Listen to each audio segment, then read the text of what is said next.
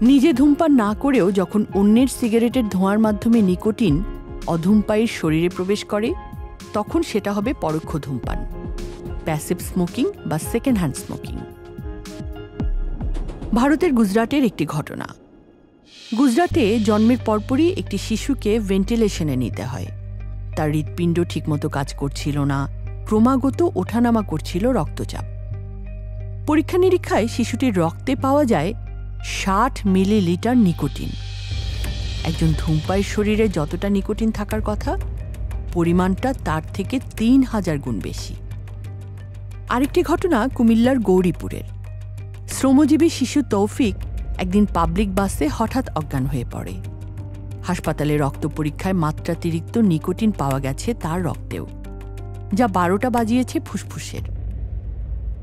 এদের রক্তে নিকোটিন এলো কিভাবে? উত্তর, পরোক্ষ ধূমপান। নবজাতকটির মা গর্ভাবস্থায় তামাক সেবন করত।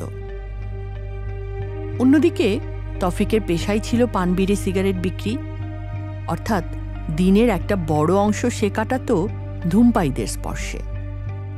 2017 সালে ঢাকা বিশ্ববিদ্যালয়, যুক্তরাজ্যের university of York, university of Edinburgh এবং লিডস সিটি কাউন্সিলের জনস্বাস্থ্য বিভাগ কর্তৃক একটি যৌথ গবেষণায় ঢাকার স্কুলগামী শিশুদের 95% শরীরে পাওয়া গেছে উচ্চ মাত্রার নিকোটিন।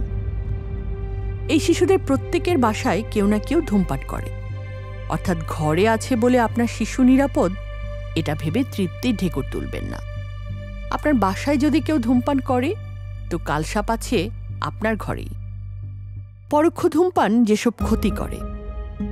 পরোক্ষ ধূমপানের কারণে বাংলাদেশে প্রতি বছর 13 থেকে 15% মানুষ বিভিন্ন রোগে আক্রান্ত হয়। তাদের হৃদরোগ হওয়ার ঝুঁকি 25 থেকে 30% এবং স্ট্রোকের ঝুঁকি 20 থেকে 30% বেড়ে যায়। দেশে বছরে প্রায় 25,000 মানুষ মারা যায় পরোক্ষ ধূমপানের কারণে। শিশুদের শ্বাসনালী প্রাপ্তবয়স্কদের চেয়ে ছোট হওয়ায় সিগারেটের ধোঁয়া তাদের শরীরে বেশি ঢোকে, ক্ষতিটাও তাই তাদেরই বেশি। শিশু সন্তান নিজের হোক বা অন্যের, অবিবেচকের মতো আপনার ফু করে উড়িয়ে দেয়া সিগারেটের ধোঁয়া তাকে কি মারাত্মক ঝুঁকিতে ফেলছে তা জানলে আঁতকে উঠবেন আপনি। ব্রঙ্কাইটিস, নিউমোনিয়া, হাঁপানি দেখা দিতে পারে। কচি বয়সে আক্রান্ত হতে পারে হৃদরোগ, উচ্চ রক্তচাপ, ডায়াবেটিসে। রোগ প্রতিরোধ ক্ষমতা কমে যায়, প্রজনন অঙ্গের ক্ষতি হয়, ব্যাহত হতে পারে স্বাভাবিক দৈহিক ও মানসিক বৃদ্ধি। গর্ভের শিশু কম ওজন নিয়ে জন্মানোর ঝুঁকি থাকে, গর্ভপাতের ঝুঁকি বাড়ে 11 ভাগ। কিডনির রক্তনালী ক্ষতিগ্রস্ত হয়, আর সরাসরি প্রভাব পড়ে কিডনির কার্যক্ষমতার উপরে, আর ক্যান্সারের ঝুঁকি তো আছেই। তাহলে করণীয়? আপনি যদি ধূমপায়ী হয়ে থাকেন, তো নিজের, পরিবারের ও সমাজের স্বার্থে আপনার উচিত হবে ধূমপান বর্জন করা। ধূমপানরতদের থেকে দূরত্ব বজায় রেখে চলুন।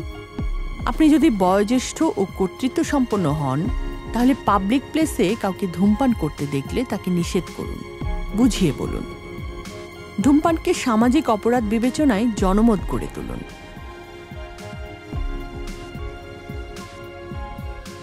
ধূমপান ও তামাকজাত দ্রব্য ব্যবহার নিয়ন্ত্রণ আইন 2005-এর 4 নং ধারা অনুযায়ী পাবলিক প্লেস এবং পাবলিক পরিবহনে ধূমপান একটি শাস্তিযোগ্য অপরাধ। অর্থাৎ ধূমপানের মাধ্যমে আপনি আসলে অপরাধ করছেন, আর অপরাধী মাত্রই নিন্দিত, এই উপলব্ধি থেকে হলেও আপনার উচিত যে কোনো জায়গায় ধূমপান পুরোপুরি বর্জন করা।